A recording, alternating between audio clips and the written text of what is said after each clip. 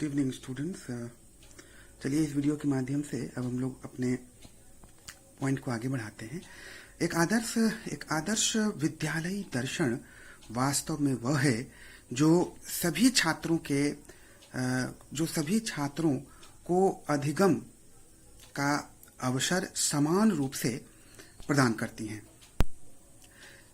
चाहे बालकों की शारीरिक अथवा बौद्धिक क्षमताओं में अंतर ही क्यों न हो। सभी छात्रों को समान अधिगम का अवसर प्रदान कर उनके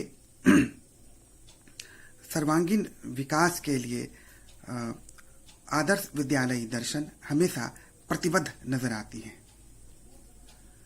इस प्रकार हम यह देखते हैं कि इस तरह की विद्यालयी दर्शन के कारण ही पाठ्यक्रम में भी व्यापक अधिगम हेतु विशिष्ट योजनाएं शामिल की जाती हैं, विशिष्ट योजनाओं को शामिल की जाती हैं और जो शैक्षिक गतिविधियां हैं, विषय वस्तु का चयन है और विभिन्न विषयों का जो क्रम है वो इसी रूप में व्यवस्थित किया जाता है ताकि प्रत्येक छात्र को अधिगम के समान अवसर व्यापक ढंग से प्राप्त हो सके और उनके साथ किसी भी तरह का कोई भेदभाव न हो। तो इस प्रकार से हम देखते हैं कि इस तरह के विद्यालयी दर्शन के कारण भी अंततः एक आदर्श पाठ्यक्रम के विकास की आधारशिला तैयार हो जाती है।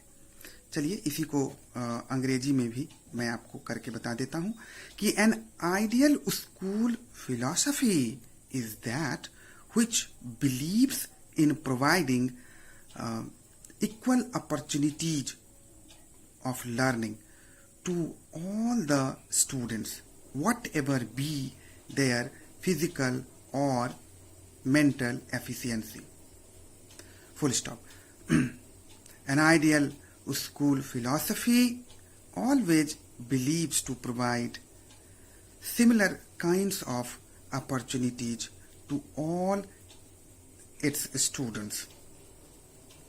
So we can experience that due to such kind of school philosophy, all those contents, subject matter, educational activities are being given significant importance inside the curriculum so that equal opportunities of learning can be provided to all the students.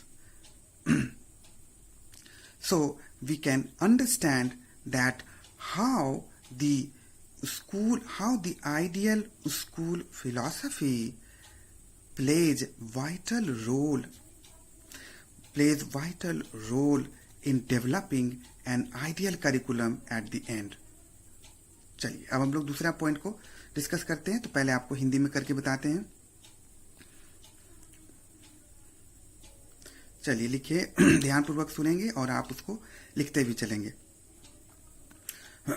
एक आदर्श विद्यालयी दर्शन बालक के सर्वांगीण विकास के लिए बालक में सभी प्रकार के आवश्यक गुणों को विकसित करने की चेष्टा करती है। उदाहरण के तौर पर आदर्श विद्यालयी दर्शन सामाजिक, धार्मिक, राजनीतिक, शारीरिक, मानसिक सभी तरह की क्षमताओं का विकास छात्रों में व्यापक ढंग से करती है। यही कारण है कि इस तरह के विद्यालयी दर्शन के कारण ही पाठ्यक्रम में भी संबंधित विषय वस्तुओं, शैक्षिक क्रियाओं एवं गतिविधियों को समाहित किया जाता है ताकि विद्यालय के दार्शनिक उद्देश्यों की प्राप्ति सफलतापूर्वक हो सके।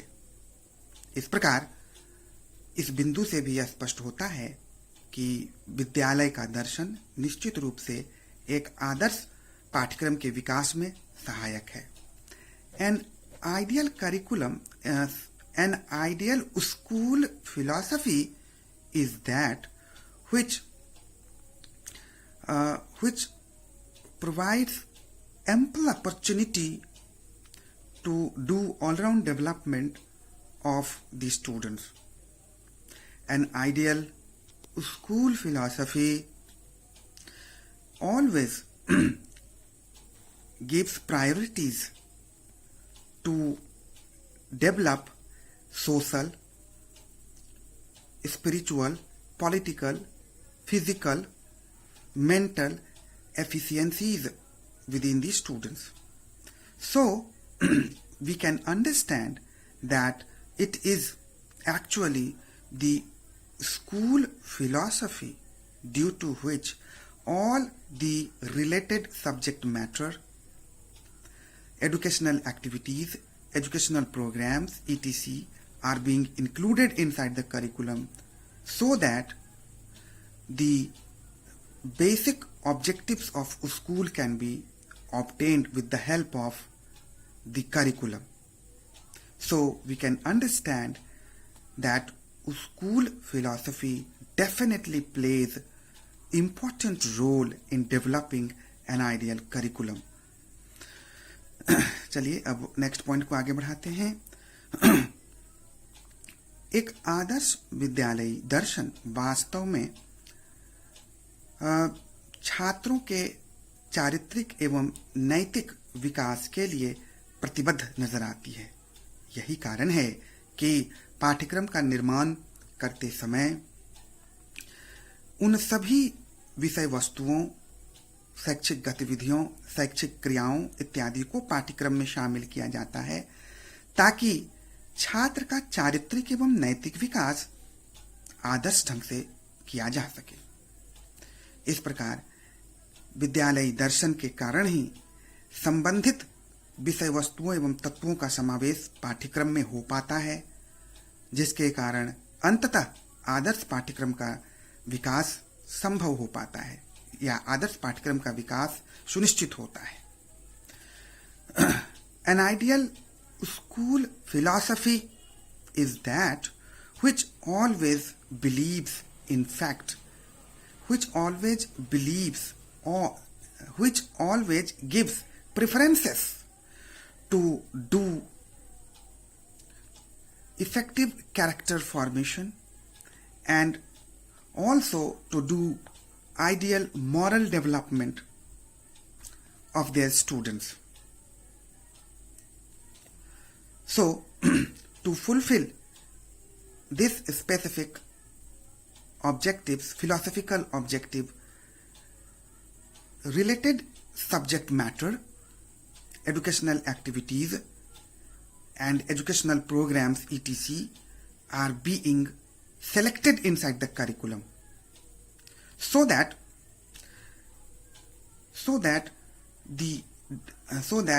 curriculum can be developed ideally to fulfill all such philosophical objectives of the school. So we can understand how school philosophy plays vital roles in developing the curriculum. चलिए आगे बढ़ते हैं, अगला पॉइंट उठाते हैं हम लोग. पहले हिंदी में बोलते हैं आपको, फिर उसको आप फिर अंग्रेजी में भी मैं बोल दूंगा. एक आदर्श विद्यालयी दर्शन छात्र को सभी दृष्टिकोण से परिपक्व बनाती हैं या बनाने की चेष्टा करती हैं. एक आदर्श विद्यालय दर्शन छात्र को सामाजिक जीवन के लिए तैयार करती है. आदर्श विद्यालयी दर्शन कई ऐसे अवसर छात्रों को मुहैया कराती हैं ताकि छात्र भविष्य में अपने सफल सामाजिक जीवन के लिए तैयार हो सके. समूह में कार्य करने की क्षमता उनमें विकसित हो सके और समूह के साथ सामंजस्य बिठाने की क्षमता उनमें विकसित हो, इसके लिए भी विद्यालयी दर्शन प्रतिबद्ध नजर आती है. इस प्रकार हम यह देखते हैं कि इस तरह के विद्यालयी दर्शन के कारण ही पाठ्यक्रम में भी संबंधित विषय वस्तुओं को महत्वपूर्ण स्थान दिया जाता है, जिसके कारण अंततः पाठ्यक्रम का विकास आदर्श ढंग से हो पाता है। An ideal school philosophy is that which gives specific preferences to prepare a child for his successful social life. It believes that all those skills should be developed inside the students, with the help of which a child can learn to adjust in his society. He can learn the skills to react in groups. He should learn all those skills to have balance in society when different social conditions get arised before him. So, it is school philosophy due to which such related elements are being selected inside the curriculum, and as a result of which ideal curriculum is being developed at the end. चलिए next करते हैं। पहले हिंदी में आपको बता दें, एक आदर्श विद्यालयी दर्शन सभी छात्रों को सीखने का समान अवसर प्रदान करती है। हालांकि छात्रों के बीच व्यक्तिगत भिन्नता पाई जाती है। कोई छात्र सामान्य बालकों की श्रेणी में रखा जाता है, तो किसी बालक को तीव्र बुद्धि वाले बालक की श्रेणी में, तो किसी को पिछड़ा, तो किसी को मंद बुद्धि बालक की श्रेणी में रखा जाता है। किंतु आदर्श विद्यालयी दर्शन इन सभी श्रेणी के बालकों को सीखने का व्यापक अवसर प्रदान करने की चेष्टा करती है और पाठ्यक्रम को समावेशी पाठ्यक्रम बनाने की चेष्टा करती है, ताकि सभी बालकों की आवश्यकताओं की पूर्ति आदर्श ढंग से पाठ्यक्रम की सहायता से हो सके और उन्हें अंततः सफल जीवन के लिए तैयार किया जा सके। इस प्रकार इस विशिष्ट विद्यालय दर्शन के कारण ही पाठ्यक्रम में इनसे संबंधित सभी विषय वस्तुओं एवं शैक्षिक क्रियाओं को स्थान दिया जाता है, जिससे अंततः एक आदर्श पाठ्यक्रम का विकास संभव हो पाता है।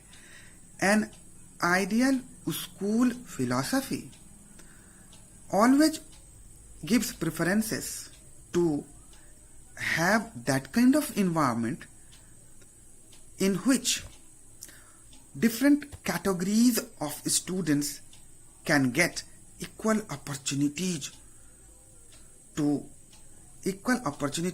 for their all-round development. Normally, we see that students can be categorized differently. They may be categorized under normal child, they may be categorized under special child or backward child or slow learner child or mentally retarded child, etc. But an ideal school philosophy always tries to provide positive environment so that such children can get great opportunities to learn with the help of an enriched curriculum.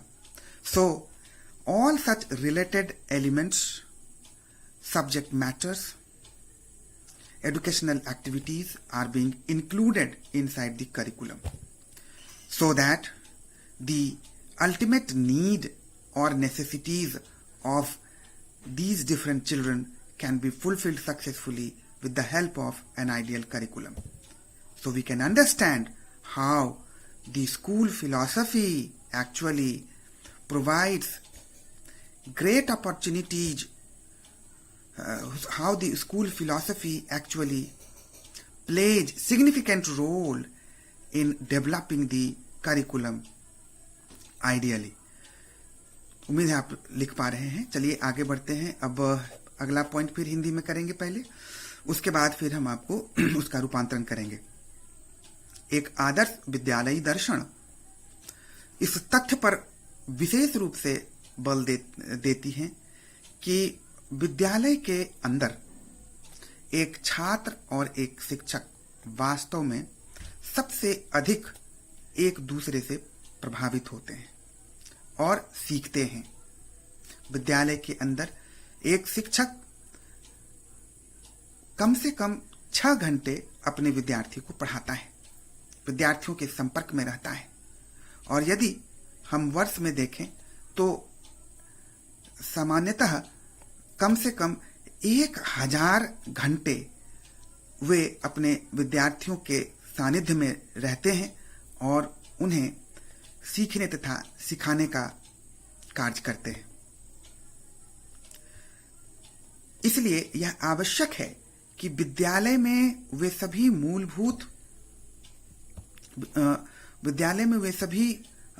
मूलभूत सुविधाएं उपलब्ध कराई जाएं. शैक्षणिक दृष्टिकोण से उन सभी विषय वस्तुओं का समावेश किया जाए पाठ्यक्रम के अंदर, ताकि छात्र तथा शिक्षक एक दूसरे के संपर्क में रहकर विषय वस्तु को प्रभावी ढंग से सीख सकें.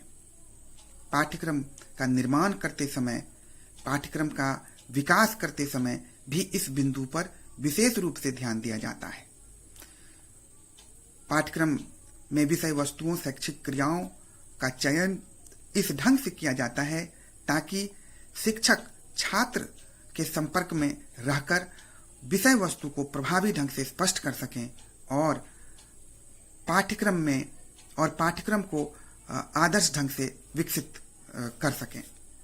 इस प्रकार से हम देखते हैं कि जब इस दृष्टिकोण से भी इस तरह के दार्शनिक उद्देश्यों को पूरा करने की चेष्टा पाठ्यक्रम के जरिए करने की जाती है, तो निश्चित रूप से अंततः एक आदर्श पाठ्यक्रम का निर्माण संभव हो पाता है. तो इस दृष्टिकोण से भी यह स्पष्ट होता है कि आदर्श विद्यालयी दर्शन आदर्श पाठ्यक्रम के विकास में सहायक है. An ideal school philosophy believes in providing maximum opportunities to both teachers and students so that they can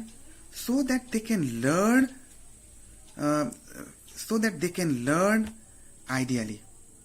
Full stop. If we calculate, we get the result that a teacher remains in contact with his students for a period of minimum 6 to 7 hours in a day, and on average in a year they remain together for total 1000 hours. So we can understand that a teacher and the student can learn. So we can understand that a student can learn maximum being in front of his teachers. So all those facilities should be provided inside the curriculum. The contents of the curriculum should be arranged in such a manner that the selected subject matter can be well explained by the teacher. It should be organized in such a manner that face-to-face learning can be done ideally. So the entire curriculum is being reorganized or restructured, keeping this specific point in mind. So we can understand that it is actually the school philosophy due to which the curriculum gets reorganized, and as a result of which we can see that ideal curriculum is being developed at the end. तो इस प्रकार से जो है हम लोग जो है इस पॉइंट को भी सीखते हैं, क्लियर करते हैं। आइए आपको एक अगला पॉइंट भी बताते हैं और फिर लेकिन चूंकि ये वीडियो आपका काफ़ी बड़ा हो रहा है, मैं देख रहा हूँ कि ठीक है इस वीडियो में इतना ही रखते हैं, या फिर एक दो पॉइंट और लिखते हैं, उसके बाद फिर इस वीडियो को खत्म करेंगे। लिख लीजिए, एक दो पॉइंट और ऐड कर देते हैं इसमें। एक अगला पॉइंट लिखिए, एक आदर्श विद्यालयी दर्शन वास्तव में वह है जो समुदाय में उपलब्ध जो अधिगम संसाधन हैं उनका प्रयोग भी प्रभावी ढंग से करती हैं, ताकि छात्रों को अधिक से अधिक लाभ प्राप्त हो सके और उनके ज्ञान का स्तर जो है वो तेजी से विकसित हो सके। यही कारण है इस तरह के दार्शनिक उद्देश्यों से प्रभावित होकर ही पाठ्यक्रम में उन विषय वस्तुओं, क्रियाओं एवं शैक्षिक गतिविधियों को स्थान दिया जाता है, ताकि अधिक से अधिक सामुदायिक अथवा सामाजिक कार्यों के लिए छात्रों को अवसर मिल सके और छात्र समाज अथवा समुदाय के संसाधनों का उपयोग कर सीख सकें। तो हम देखते हैं कि इस दृष्टिकोण से भी पाठ्यक्रम का निर्माण जो है प्रभावी ढंग से होता है, जिसके कारण पाठ्यक्रम को आदर्श ढंग से विकसित होने में सहायता मिलती है। तो यहाँ भी हम पाते हैं कि विद्यालय दर्शन की विशिष्ट भूमिका है। An ideal school philosophy is that which always gives preferences to learning resources which are available in our society or community. We find that when a child moves to his society or community to have actual experiences to learn a specific matter or content, then he gets maximum advantages. So we see that while developing the curriculum, this thing is kept in mind, and the selection of the educational activities are being done so that the learning resources